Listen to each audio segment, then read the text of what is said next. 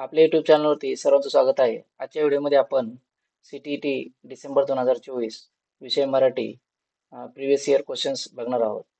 चला तर मग बघूया. क्वेश्चन नंबर 121 ते 128 ही पॅसेजवरती आधारित आहे. पहिला प्रश्न आहे त्यामधील लेणीतील कोरीव कामातून कोणत्या बाबतीत माहिती मिळते? आता जे आपण यातले पॅसेजवर आधारित जे बरोबर उत्तर आहे ते जस्ट मी या ठिकाणी टिक करतोय. तर पहिलेच उत्तर आहे पर्याय क्रमांक 1 दान धर्म. दुसरा प्रश्न बघूया. कातळ शब्दाचा समानार्थी नसलेला शब्द कोणता? आता कातळ आपल्याला माहिती आहे मित्रांनो, दगड या शब्दाशी समानार्थी आहे. तर जो समानार्थी शब्द नाहीये तो या ठिकाणी आपल्याला ओळखायला सांगितलाय. आता कातारवेळ आहे. कातारवेळ हा जो शब्द आहे तो दगडाला समानार्थी शब्द नाहीये. पुढचा प्रश्न बघूया. लेणी समूहाबद्दल लेखकाने न काढलेले उद्गार कोणता? तर यामध्ये मानवी कलात्मकतेचा सर्वोत्कृष्ट आविष्कार यामध्ये जो आहे तो पर्याय क्रमांक 3 जो आहे तो या ठिकाणी आपल्याला लेण्याबद्दल पॅसेज मध्ये दिलेला नाहीये. तर या बौद्ध पंथांच्या नाहीत हा उद्गार काढलेला नाहीये. पुढील प्रश्न बघूया. अंबिका लेणीमध्ये लेखकाला प्रथम दर्शनी काय जाणवले? आता यामध्ये स्वच्छता आणि शांतता, खांब आणि कमान, खोदकाम आणि पायऱ्या, पर्यटन व प्रवासी यामध्ये लेखकाला स्वच्छता आणि शांतता ही गोष्ट आहे ती या ठिकाणी लेखकाला जाणवलेली आहे. पुढील प्रश्न बघूया. जुन्नर तालुक्यातील लेणी कोणत्या शतकातील आहेत? आता या जुन्नर तालुक्यातील लेणी जो पॅसेज मध्ये दिल्या आहेत त्या आपल्याला दिलेल्या आहेत 3ऱ्या शतकातील आहेत. मित्रांनो, जे पॅसेज वरले प्रश्न आहेत तुम्हाला एकदम सावकाश आणि अचूकतेने सोडवायचे आहे, जेणेकरून आपल्याला जो लँग्वेजचा स्कोर आहे तो 25 प्लस मिळाला पाहिजे. पुढे बघा. प्रश्न क्रमांक 126.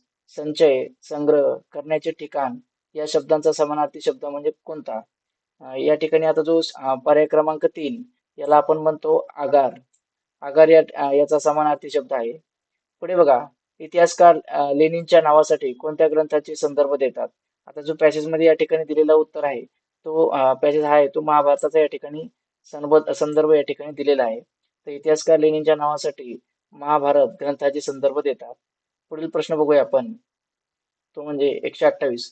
एकवचन अनेक वचनी शब्द जोड्यांपैकी चुकीची जोडी ओळखा किंवा चुकीची जोडी शोधा या ठिकाणी आपल्याला. आता याचा पर्याय क्रमांक आहे खाते खाती, बरोबर आहे. खांब खांबे, शिल्पे, कमान कमाने. तर याचा जो पर्याय क्रमांक 2 उत्तर आहे ते या ठिकाणी चुकीचं आहे. खांब खांबे होत नाही मित्रांनो. पुढील प्रश्न बघूया. आता जो पुढील प्रश्न आहे मित्रांनो तो आहे दुसऱ्या पॅसेज वरती. आता हा या ठिकाणी पॅसेज दिलेला आहे. त्यावरील पुढील प्रश्न आपण बघूया. लेखकाच्या मते ताक सेवन केल्याने माणूस कोणत्या गोष्टीपासून अलिप्त राहतो? आता या ठिकाणी पॅसेज मध्ये याचा जो आहे तर लेखकाच्या मते ताक सेवन केल्याने माणूस कोणत्या गोष्टीपासून अलिप्त राहतो? तर कोणते या ठिकाणी जे आजार आहेत ते आपल्याला आजार होत नाहीत. पुढे बघा. प्रश्न क्रमांक 130. दह्यात आढळणाऱ्या तत्वापैकी लेखकाने न सांगितलेला घटक कोणता?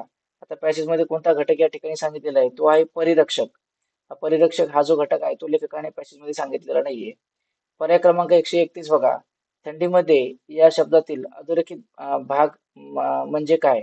आता हा एकदम सोपा आहे मित्रांनो. शब्दाला जोडून आलेला आहे आणि शेवटी लागलेला आहे.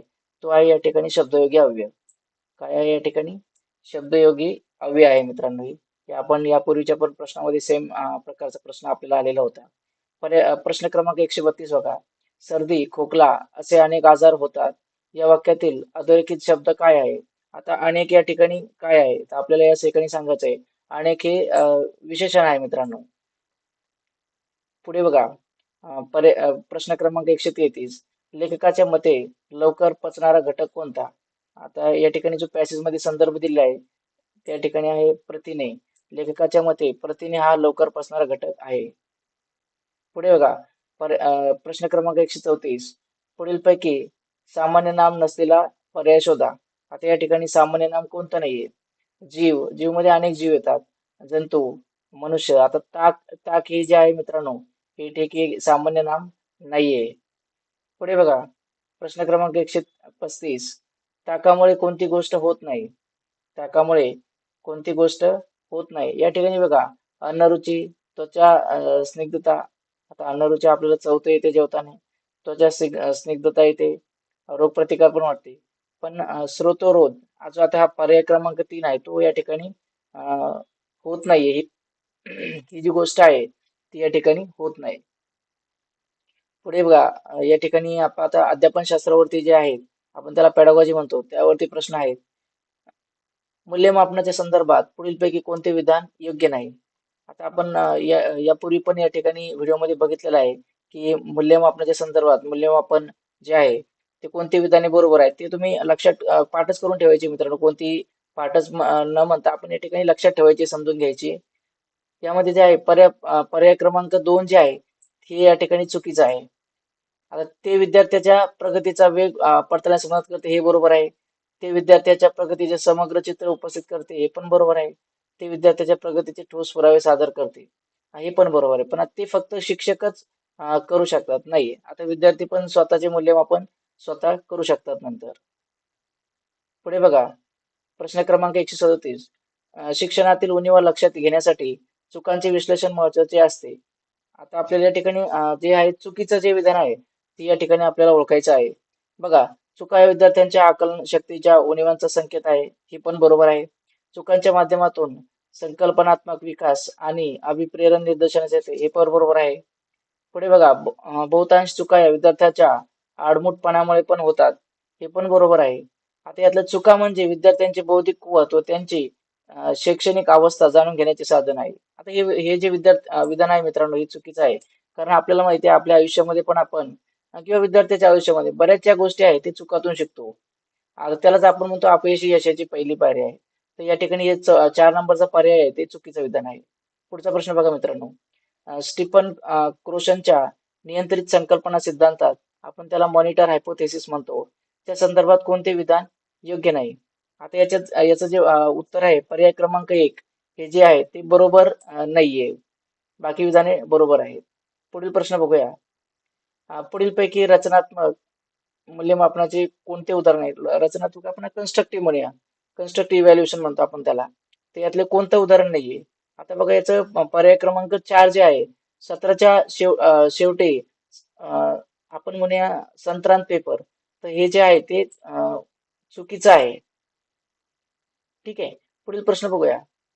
प्रश्न क्रमांक 140. प्रारंभिक अवस्थेचा वाचक जेव्हा विशिष्ट मजकुरातील अर्थ लावताना किंवा त्यातील आशय, सांस्कृतिक संदर्भ समजून घेण्याच्या स्वतःच्या सामान्य ज्ञानाचा वापर करतो, त्याला आपण डॅश डॅश म्हणतो. आता आपण जेव्हा प्रारंभिक वाचन करतो मित्रांनो, आता तेव्हा याचं जे उत्तर आहे पर्याय क्रमांक 3 आहे. अधोगामी पद्धत म्हणून आपण त्याला टॉप टू डाऊन अप्रोच म्हणतो आपण त्याला.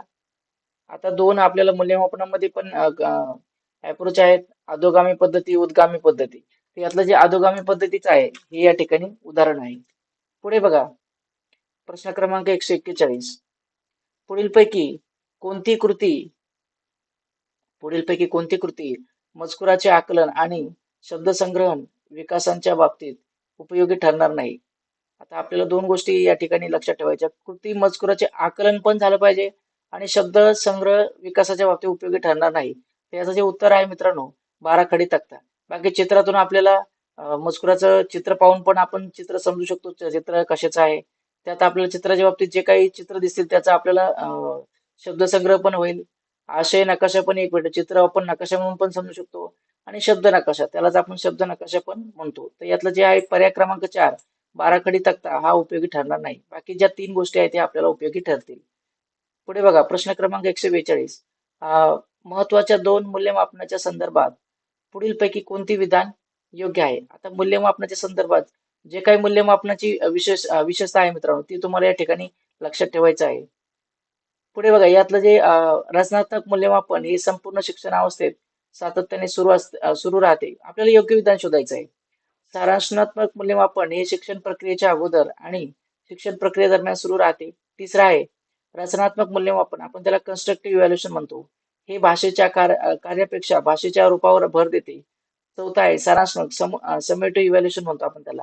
हे वर्षभरात केलेल्या प्रत्येक प्रारूपाच्या मूल्यमापनाची बेरीज करतं. आता याचं जे उत्तर आहे मित्रांनो ते पर्याय क्रमांक 1 आहे.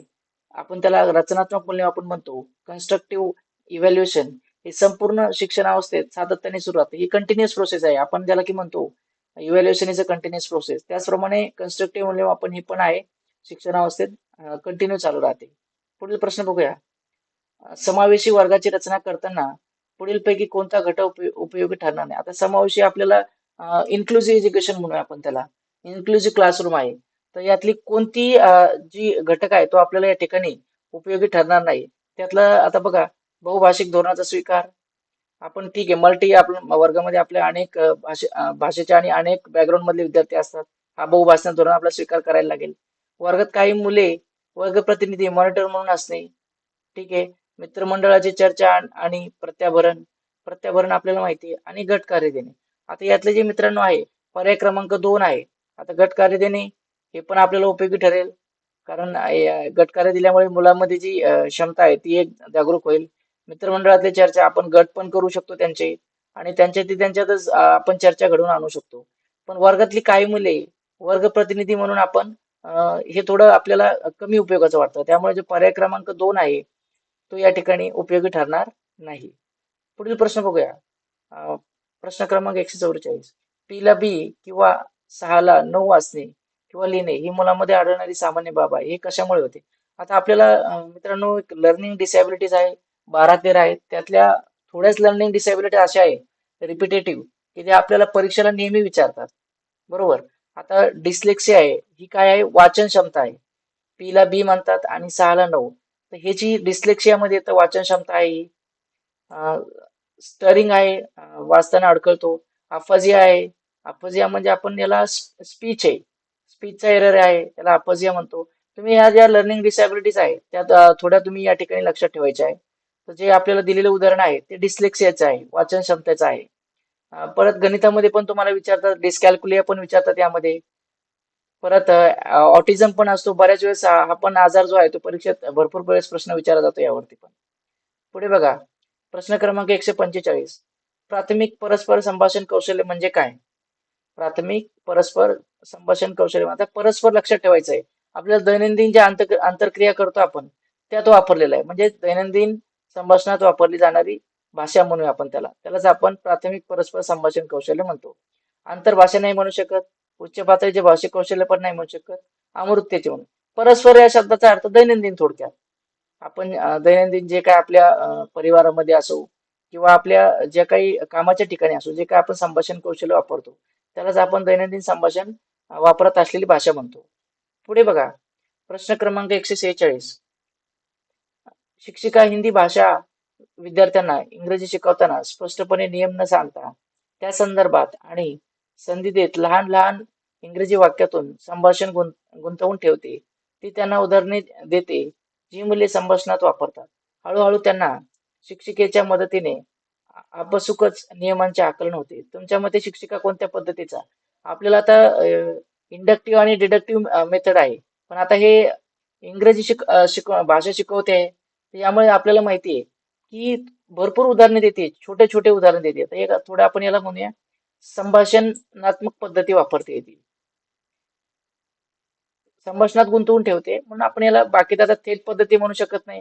व्याकरण तर म्हणू शकत नाही कारण या ठिकाणी व्याकरणाचा कुठे संबंधच दिलेला नाहीये. श्रव्य भाषिक पद्धती आता या वाक्यात कुठं ऐकण्याचं कुठं विचारलेलं नाहीये. आणि थेट पद्धती डायरेक्ट मेथड तर नाही म्हणू शकत आपण याला. तर याला संभाषणात्मक पद्धती म्हणू शकतो. पुढील बघा. प्रश्न क्रमांक 147. संज्ञानात्मक धोरणाचे आपण त्याला कम्युनिटी अप्रोच पुढीलपैकी कोणते वैशिष्ट्य नाही?